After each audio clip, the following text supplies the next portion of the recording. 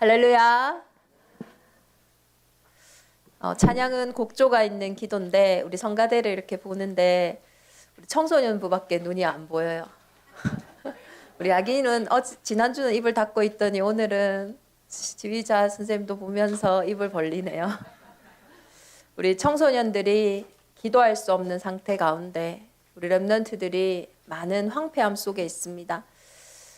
오늘 꿈을 꿔봅니다. 우리 제주 70만 현장의 청소년들이 다 일어나서 여호와께로 돌아오는 참된 찬양과 기도와 또 회복이 있기를 기도합니다. 하버드 경영대학교의 한 교수님이 첫 시간마다 학생들에게 하는 질문이 있습니다. 인생에 성공한 사람과 또 실패한 사람의 가장 큰 차이가 무엇이겠냐고. 학생들이 이제 대답하겠죠. 개인의 능력의 차이가 있다. 또 기회를 균등하게 받은 사람이 있을 것이고 또 불평등하게 받지 못한 사람들도 있을 것이다. 그런 기회 중에 하나가 또 가정 환경일 수도 있다. 또 개인이 정말로 노력한 사람도 있고 또 노력하지 않은 사람도 있을 것이다. 많은 이런 이유들을 얘기하겠죠. 그때 교수님이 조용히 칠판에 한 문장을 적었습니다. Begin with the end in mind. 끝을 생각하며 시작하라.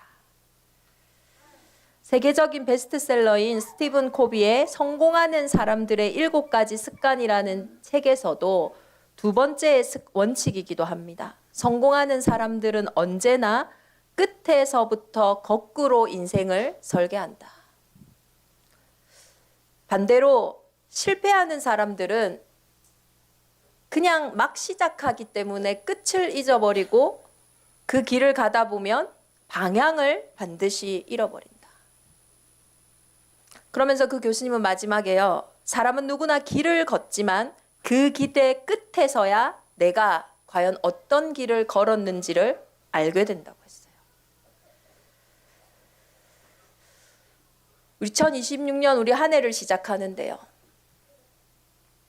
또 우리 후대들을 두고 내 인생을 두고 어떤 산업과 현장에서 우리가 많은 선택과 결정을 하는데 우리 성도님들은 어떻게 시작하고 어떻게 선택하고 어떻게 결정하십니까?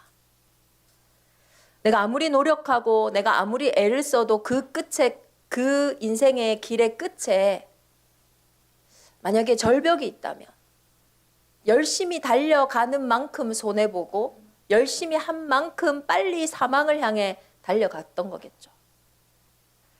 성경은 우리 인생에 2가지의 길이 있다고 늘 말해요. 신명기 30장 19절에 보면 언제나 우리 앞에는 생명과 사망의 복과 저주가 내 앞에 있다. 그러니까 생명이 있고 언제나 사망이 있고요. 복이 있고 언제나 저주가 있어요. 잠언서 14장 12절에는요. 어떤 길은요. 어떤 사람이 보기에 좀 생명의 길 같고 복의 길 같아 보이지만 필경은 사망의 길이라. 좋은 길로 보여지는데요. 그 길의 끝에는 사망의 길일 수도 있어요. 지금 우리 인생에 이거 너무 좋은 일이야. 이거 너무 잘된 일이야. 생각할 수 있지만 그 좋은 일과 그 잘된 일 때문에 미래에는 무너질 수 있어요.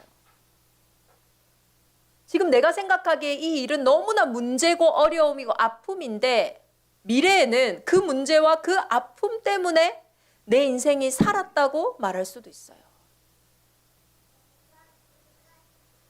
이렇게 2가지의 길.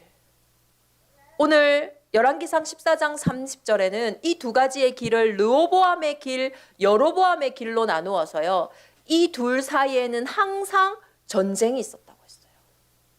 우리 인생은 언제나 이 2가지 길에서 내가 어디로 가야 되는가, 어떤 선택을 해야 되느냐, 어떤 결정을 해야 되느냐, 늘 그 전쟁이 있단 말이에요.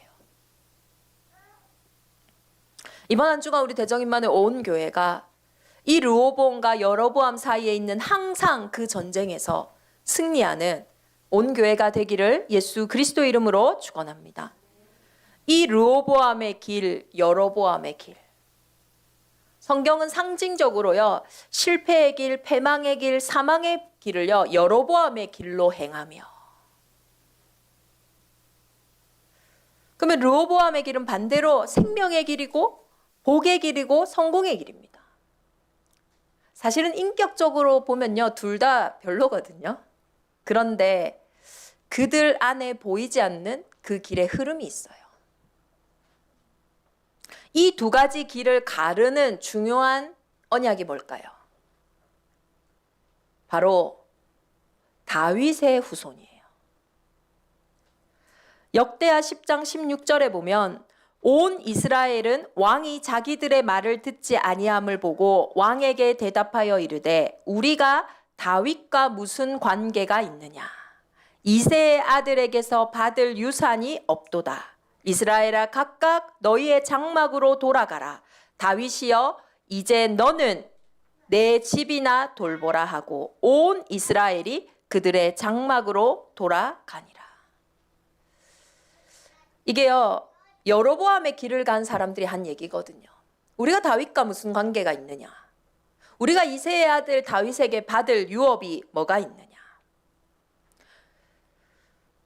솔로몬이 죽고 나서요, 하나님은 다윗 때문에 솔로몬을 봐주셨죠.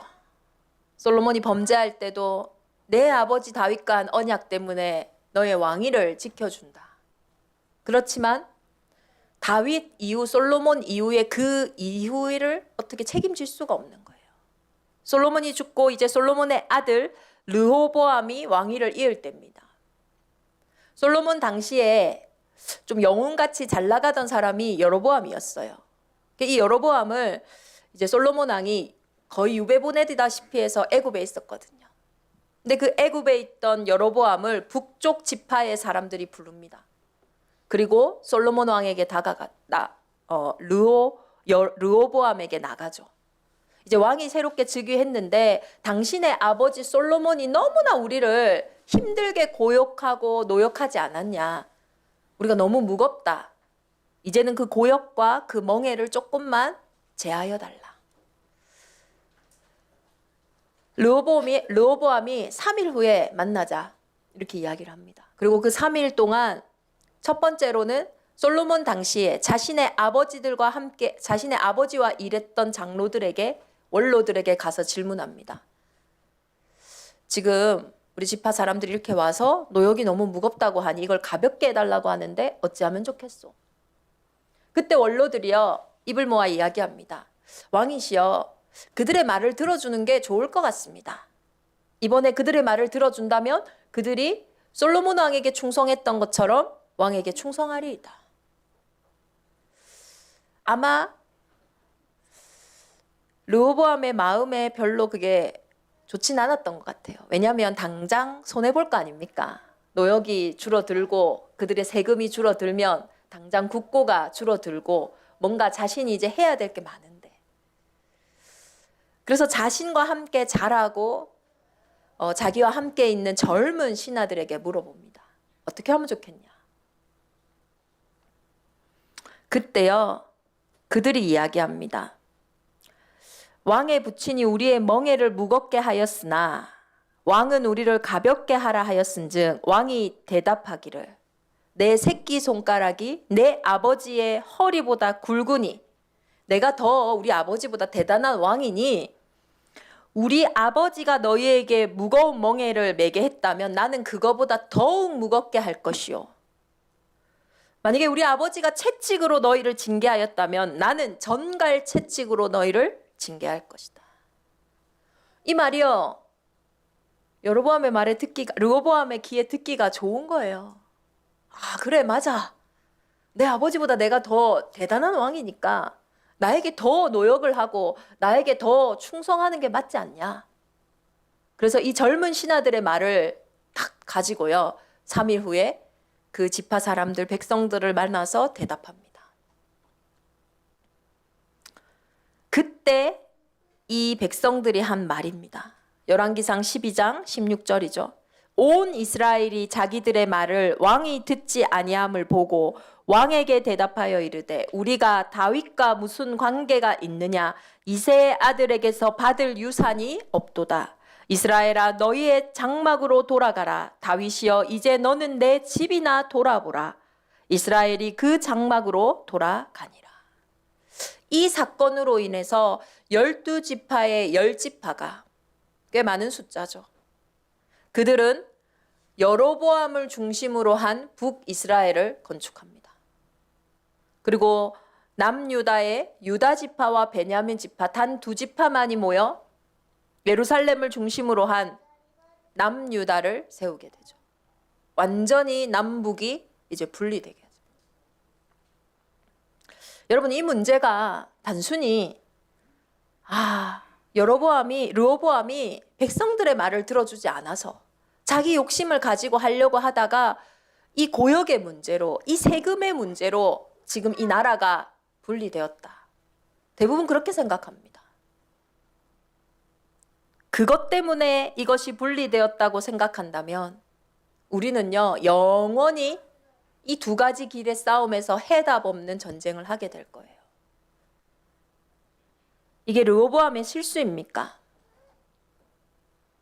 그러면 여로보암의 실수입니까? 이 속에 흐르고 있는 2가지의 흐름을 볼 수 있어야 돼요. 오늘 여로보암은요, 분명히 얘기합니다. 노역의 문제인 것 같지만, 세금의 문제인 것 같지만, 이것에 갑자기 나오는 말이 뭐예요? 우리는 다윗에게 받을 게 없다.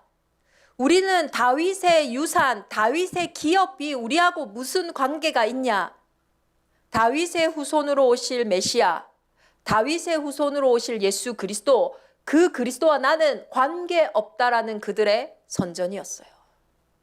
우리가 수많은 눈에 보이는 선택, 결정을 하는데 그 선택과 결정의 끝에 늘 피할 수 없는 사망의 길, 늘 피할 수 없는 지옥 같은 문제가 반복되는 이유는 그 선택을 할 때 내 안에 다윗의 후손과 관계없는 결정과 선택을 하기 때문이에요. 여러분의 자녀, 내가 가장 소중하게 하는 산업, 내 인생, 다윗의 후손과 관계 있습니까? 오늘 내가 고민하고 있는 그 깊은 고민, 갈등, 어려움, 다윗의 후손과 관계 있습니까? 내 노력 때문에, 내 열심 때문에, 다른 사람의 일 때문에, 환경 때문에 상황과 관계 있지, 그 속에 다윗의 후손에게 받을 유산이 있습니까? 저와 여러분이 우리의 문제 속에 진짜 흐르고 있는 나의 상태를 볼 수 있어야 돼요.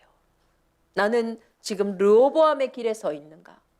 나는 지금 여로보암의 길에 서 있는가? 여로보암이 그 10지파가요, 나라를 이룬 거 당연하잖아요. 너무 심각한 거 아닙니까, 르호보암이? 지금 줄여달라고 하는데 더 심하게 하겠다. 전갈채찍으로 나오겠다 하니까 막 거기 있는 게 더 이상한 거 아닙니까? 그 말이 맞기 때문에요. 12지파의 10지파나 그 흐름 속으로 들어간 거예요. 우리가 생각하는 게 세상적으로 이치가 안 맞다는 게 아니에요. 현상적으로 틀린 말이 아니란 말이에요. 그래서 우리가 속는 거예요. 맞는데요, 다윗의 후손과 관계가 없어요.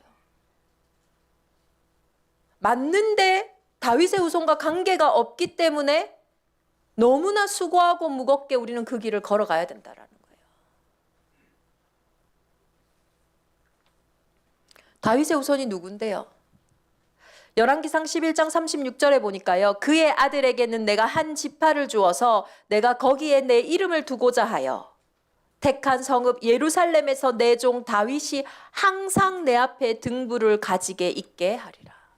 하나님은 다윗의 후손에 하나님의 이름, 내 이름을 두고자 하셨어요. 그 이름이 무엇입니까? 마태복음 1장 1절에 아브라함과 다윗의 자손 예수 그리스도의 계보라. 예수 그리스도라는 이름을 다윗의 후손에게 두시기로 작정하셨다는 거예요. 마태복음 1장 20절에 보면 예수님은 다윗의 후손이 맞지만 사실은 여자의 후손이잖아요. 그러니까 사실 다윗의 피 한 방울도 섞이진 않았어요. 근데 그 언약을 말씀하시는 거예요. 마태복음 1장 20절에 다윗의 자손 요셉이, 다윗의 어머니 마리아, 그리고 요셉, 그 요셉이요, 마리아를 이렇게 결혼하려고 하는데 이 마리아가 임신을 한 거예요. 그래도 이 요셉은요, 좀 지혜로운 자였어요. 조용하게 마리아를 끊으려고 하죠. 우리가 어떻게 하겠어요? 알게 되면 이 여자가 어떤 여잔지 아냐 막 동네방네 떠올리고 이렇게 해야 될 텐데, 그래야 자기가 정당할 텐데 조용히 마리아를 끊으려고 했어요. 확실한 게 뭡니까? 자기애는 아니에요. 그때에 주의 사자가 현몽하여 다윗에게 이르되, 다윗의 자손 요셉에게 이렇게 얘기하십니다. 다윗의 자손 요셉아, 내 아내 마리아 데려오기를 무서워하지 말라. 그에게서 잉태된 자는 성령으로 된 것이라. 왜 성령으로 이 땅에 오셔야 됩니까?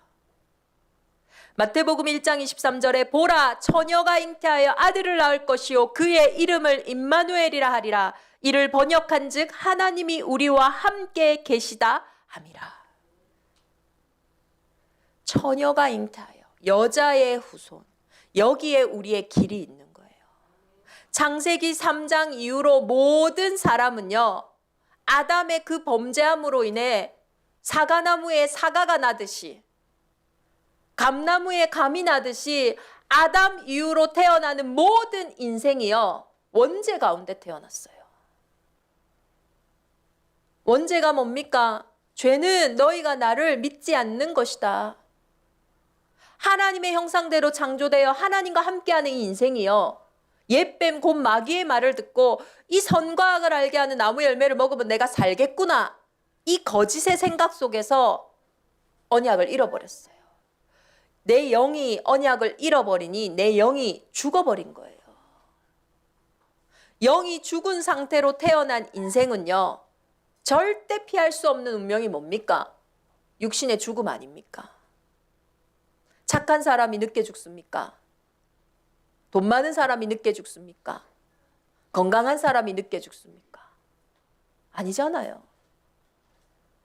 근데 우리의 인생에 이 길을 선택할 때 왜 선행이 기준이고, 왜 경제가 기준이고, 왜 우리의 노력이 기준입니까?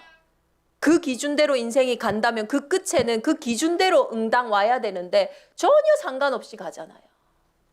요즘에요, 자살하고 싶은 사람 엄청 많은가 봐요.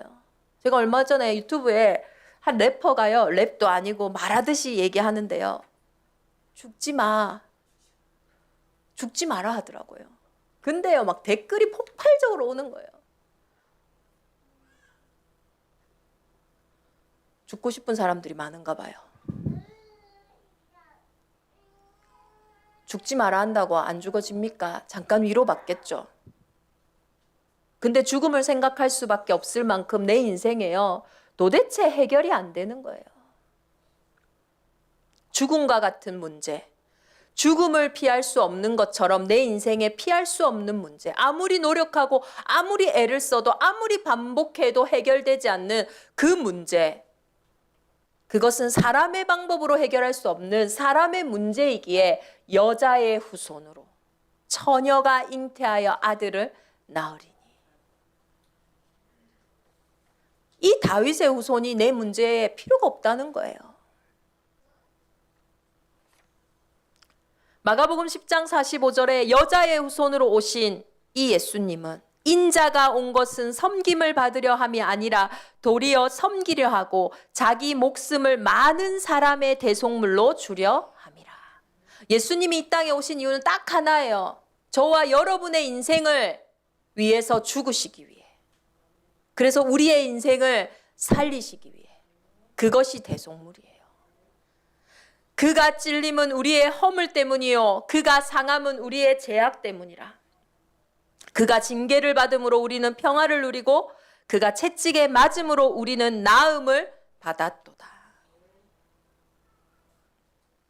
우리는 다 양 같아서 그릇 행하여 각기 제 길로 갔거늘 여호와께서는 우리 모두의 죄악을 그에게 담당시키셨도다.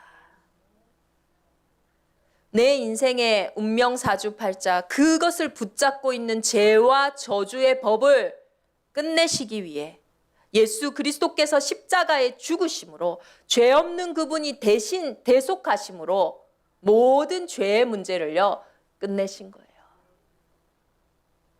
그게요 십자가에서 하신 언약이에요. 다 이루었다. 뭐가 끝났는지 보셔야 돼요.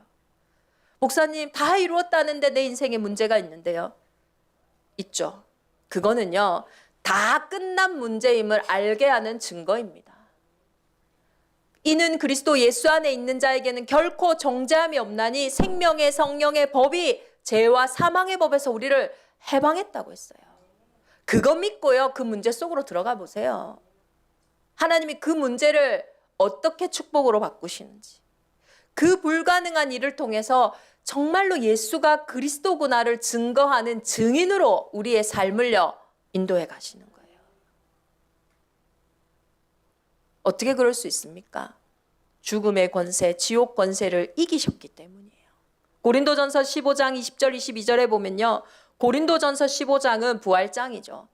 우리 마음이 정말로 죽음과 같이 무너지는 우리 성도님들은요, 고린도전서 15장을 한번 늘 묵상해 보세요. 그러나 이제 그리스도 예수께서 죽은 자 가운데서 다시 살아나사 잠자는 자들의 첫 열매가 되셨도다. 사망이 한 사람으로 말미암았으니 죽은 자의 부활도 한 사람으로 말미암는도다. 아담 안에서 모든 사람이 죽은 것 같이 그리스도 안에서 모든 사람이 삶을 얻으리라. 이 길과 오늘 여로보암이요 상관없다고 얘기하는 거예요. 노역 문제, 세금 문제, 삶의 문제로 포장되어 있는 그 문제 속에서 사실은 내 인생 다윗의 후손과 상관없다. 여전히 그 근본 속에요 사로잡혀 있는 거예요. 그러니 그 길의 끝에 뭐가 있겠습니까? 결국은 나의 운명대로, 결국은 우리 가정과 가문의 흐름대로 내 삶이요 갈 수밖에 없잖아요. 잘 살면 잘 사는 대로, 못 살면 못 사는 대로 살다가요 그 끝에 가는 거예요. 하나님은 오늘 저와 여러분을 르호보암의 길에 부르셨어요. 삶을 얻으리라. 이제는 우리의 가장 중요한 게 뭐겠어요? 항상 있는 여로보암의 길, 르호보암의 길에서 내 영이 구원받았으니 이제는 내 삶과 내 생각과 내 마음이 이 르호보암의 길에 서는 겁니다. 내 기준대로, 내 수준대로, 내 체질대로 흘러가는 대로 가는 인생이 아니라 오늘도 내 안에 나를 성전 삼으시고 인도하고 계시는 그 하나님의 인도 속으로 들어가는 거예요. 그래서 우리 인생은요, 이 birth, 태어남과 death, 죽음 사이에 뭐만 있다고 합니까? 초이스가 있다고 하잖아요. 우리는 이제 승리할 수밖에 없는 신분이기에 승리하는 선택을 하고 가는 거예요. 그것이 바로 성령의 인도입니다.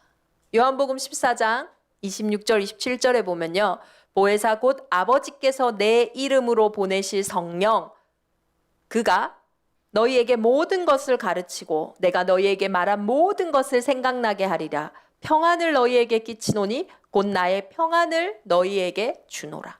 내가 너희에게 주는 것은 세상이 주는 것과 같지 아니하리라. 너희는 마음에 근심하지도 말고 두려워하지도 말라.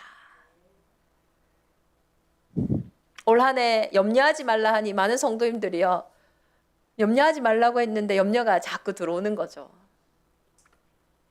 염려 대신요, 우리 이제 성령의 인도를 받아야 됩니다. 염려되는 그 문제를 두고요, 어떻게 해야 되겠습니까? 바울은요, 이렇게 성령 인도를 받았어요. 사도행전 13장에 첫 선교를 갈 때 한 번도 가보지 않은 길을 가니까요. 우리와 같죠. 이 길의 끝에 무엇이 있을지, 이 미래는 어떻게 될지 알 수 없는 그 길의 시작에서 바울과 그 팀은 금식하며 기도했어요. 뭐 하려고요? 성령의 인도 받으려고요. 그때 성령께서 주를 섬겨 금식할 때 성령이 이르시되 내가 불러 시키시는 일을 위하여 바울과 사울을 따로 세우라. 내가 불러 시키시는 일. 정확하게 하나님이 무엇을 하시고자 하는지 그 일을요 확인하고 바울은 떠나갔어요. 문이 막힐 때도 낙심하지 않습니다. 문이 막힐 때 그 문을 뚫고 들어가려고 애쓰지도 않습니다. 그 막힌 문 앞에 집중하며 철야기도 했잖아요. 그날 밤에 주의 사자가 서서 뭐라고 합니까? 마게도냐로 와라. 완전한 전환점을 확인하고 길을 떠나요. 염려가 되는 그 자리에 우리가 여로보암의 길을 갈 수밖에 없는 그 문제 속에 아무것도 염려하지 말고 다만 모든 일에 기도와 간구로 너희 구할 것을 감사함으로 하나님께 아뢰라. 이것만 하고 계셔 보세요. 그러면요, 모든 지각에 뛰어난 하나님이, 하나님의 그 평강이, 가장 편안하고 확신 있는 그 마음이 그리스도 예수 안에서 너희 마음과 생각을 지키시리라. 우리가 그 문제를 두고 이 결정이 늦게 나오면 어떡하지? 그것도 염려하지 마세요. 이것 때문에 뭘 놓치면 어떡하지? 놓치는 게 나을 수 있어요. 확실하게 보일 때까지, 길이 보일 때까지, 답이 보일 때까지, 그리고 내게 확신이 설 때까지. 요한복음 8장 44절을 영어 성경으로 보니까 이 진리에 서지 못하도록 holding to the truth라고 돼 있더라고요. 이 truth, 진실을 붙잡지 못하도록, 진리를 붙잡지 못하도록 하는 게 마귀의 일이에요. 사단의 일이에요. 내 마음이 자꾸 홀딩이 안 돼. 이렇게 할까 저렇게 할까 왔다 갔다 해. 그게요, 내 의지가 약한 것도 맞죠. 근데 그게 흑암이 역사하는 겁니다. 그때는요, 안 움직이는 거예요. 확신 올 때까지, 길이 보일 때까지. 여로보암과 르호보암의 그 사이에 있는 항상 그 전쟁에서 우리의 힘과 우리의 능력으로 할 수 없기에 오늘도 다윗의 후손 예수 그리스도를 부르는 우리 대정임만을 온 교회가 되기를 예수 그리스도 이름으로 축원합니다. 예수님이 제자들과 허다한 무리와 함께 여리고를 지나가실 때 디메도의 아들인 맹인 거지 바디메오가 길가에 앉아 있다가 눈도 보이지 않아요. 배경도 없어요. 누가 나를 예수님께 데리고 갈 자도 없어요. 소개할 사람도 없어요. 예수님이 어디쯤 왔는지 어디를 지나갔는지도 볼 수도 없어요. 소리가 나는 것 같으니 소리질러 이야기합니다. 다윗의 자손 예수여, 나를 불쌍히 여기소서. 사람들이 시끄럽다고 바디메오 보고 조용히 하라고 합니다. 더 크게 소리내어 말합니다. 다윗의 자손 예수여, 나를 불쌍히 여기소서. 이 바디메오와 우리가 다윗과 무슨 관계가 있냐? 우리가 다윗의 후손에게 받을 기업이 뭐냐? 저와 여러분은 어디에 있습니까? 이번 한 주간 이 참 용기 필요한 일이거든요. 조용히 해라 하잖아요. 야, 그거하고 뭐 복음하고 뭔 상관이냐? 조용히 해라. 지금 기도할 때가 밥 먹여주냐? 더 큰 소리로 다윗의 자손 예수여, 나를 불쌍히 여기소서. 기도 안 하시면 어떡할 건데요? 그 해결할 수 있는 문제면 빨리 해결하시지. 왜 이 지경이 될 때까지 있어 놓고는.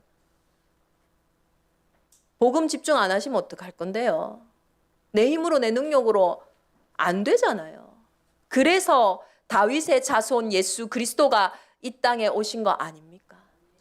큰 소리로 그리스도를 부르는, 정말로 여로보암의 길에서 르호보암의 길로 나아가는 그 은혜가 우리 대정임만의 온 교회에 있기를 기도합니다. 우리 주신 말씀 붙잡고 이 시간 함께 기도하겠습니다. 저와 여러분의 이 길의 끝에는 무엇이 있습니까? 어떤 선택과 어떤 결정 이전에 그 선택과 그 결정의 진짜 끝에는 뭡니까? 죽음이 보이셔야 돼요. 결국은요, 한번 죽는 거예요. 그 죽음에서 시작하신 생명으로 오늘 시작해야 됩니다. 나는 오늘 르호보암의 길에 있습니까? 나는 오늘 여로보암의 길에 있습니까? 우리 렘넌트들의 학업은, 우리의 미래는 오늘 어느 길에 있습니까? 아무것도 모르겠다면, 아무것도 보이지 않는다면 바디메오와 같이 오늘 다윗의 자손 예수여 나를 불쌍히 여기소서. 다윗의 자손 예수가 내 산업에, 내 후대에게, 내 현장에 역사하셔야 한다는 정말로 우리의 중심과 기도가 오늘 시작되어지기를 기도합니다. 우리 이번 주 묵상의 제목들을 가지고 함께 기도하겠습니다. 하나님,